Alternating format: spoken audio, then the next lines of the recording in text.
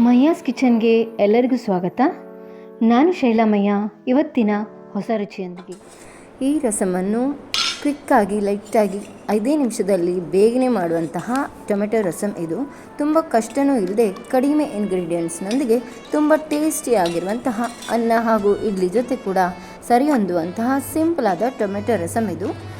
ನಾನಿಲ್ಲಿ 2 ಟೊಮೆಟೊವನ್ನು ತಗೊಂಡಿದ್ದೇನೆ. ನೀವು ಜನ ಜಾಸ್ತಿ ಇದ್ದರೆ 4 ಟೊಮೆಟೊವನ್ನಾದರೂ ತಗೊಂಡು ಇದನ್ನು ದೊಡ್ಡದಾಗಿ ಹೆಚ್ಚಿ ಇಟ್ಕೊಳ್ಬೇಕು.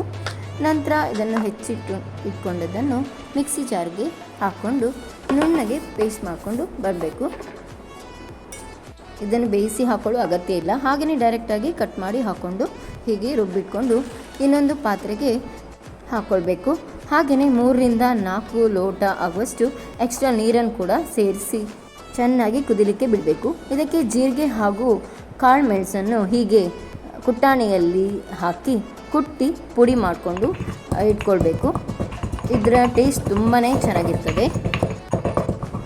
ಇಷ್ಟು ಪುಡಿ ಇಟ್ಕೊಂಡಾದ ನಂತರ ಇದನ್ನು ಬಿಸಿಗೆ ಇಡುವಾಗಲೇ ಸೇರಿಸ್ಕೊಂಡು ಚೆನ್ನಾಗಿ ಕಲಸಿ ಇಡಬೇಕು. ಅದರ ಜೊತೆಗೆ ಕರಿಬೇವು ಸೊಪ್ಪನ್ನು ಕೂಡ ಕಟ್ ಮಾಡಿ ಹಾಕ್ಕೊಳ್ಬೇಕು.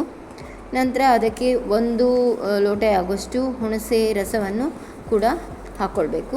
ನಂತರ ಅದಕ್ಕೆ ರುಚಿಗೆ ತಕ್ಕಷ್ಟು ಉಪ್ಪು ಹಾಗೆ 1 ಚಮಚ ಆಗುವಷ್ಟು ರಸಮ್ ಪೌಡರನ್ನು ಹಾಕ್ಕೊಂಡು ಚೆನ್ನಾಗಿ ಕುದೀತಾ ಇರುವಾಗ ಕೊತ್ತಂಬರಿ ಸೊಪ್ಪನ್ನು ಕೂಡ ಹಾಕಿ ಚೆನ್ನಾಗಿ ಒಮ್ಮೆ ಒಳ್ಳೆ ಕುದಿ ಬರೆಸಿದರೆ ನಮ್ಮ ಟೊಮೆಟೊ ರಸಮ್ ರೆಡಿ ಆಯಿತು ನೋಡಿ. ಅದಕ್ಕೆ ಈಗ ನಾನು ಒಗ್ಗರಣೆಯನ್ನು ಕೊಡ್ತಾ ಇದ್ದೇನೆ. ಅದಕ್ಕೆ ತುಪ್ಪ ಹಾಗೂ ಬೆಳ್ಳುಳ್ಳಿ ಹೆಸರುಗಳು ಹಾಗೆ ಸಾಸಿವೆ ಹಾಗೂ ಒಣಮೆಣಸನ್ನು ಸೇರಿಸಿ ಸಾರಿಗೆ ಸೇರಿಸಿದರೆ ಸೂಪರಾದ ಟೇಸ್ಟಿ ಟೊಮೆಟೊ ರಸಮ್ ರೆಡಿ ಆಯಿತು ನೋಡಿ. ಈ ಬೇಸಿಗೆಗೆ ಇಂತಹ ಸಣ್ಣ ಪದಾರ್ಥಗಳೇ ರುಚಿ ಅನಿಸೋದು ನೋಡಿ.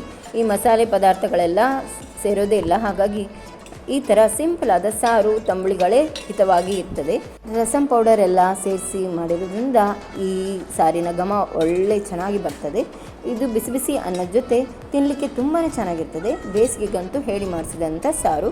ನಿಮಗೆಲ್ಲ ಈ ಸಾರು ಇಷ್ಟವಾಗಿದೆ ಅಂತ ಭಾವಿಸ್ತೇನೆ. ಇಷ್ಟವಾದಲ್ಲಿ ಒಂದು ಲೈಕ್ ಹಾಗೆ ಶೇರ್, ಹೊಸಬರಾಗಿದ್ದರೆ ಸಬ್ಸ್ಕ್ರೈಬ್ ಮಾಡಲಿಕ್ಕೆ ಮರಿಬೇಡಿ ಅಂತ ಹೇಳ್ತಾ ಮುಂದಿನ ಸಂಚಿಕೆಯಲ್ಲಿ ಭೇಟಿಯಾಗ್ತೇನೆ.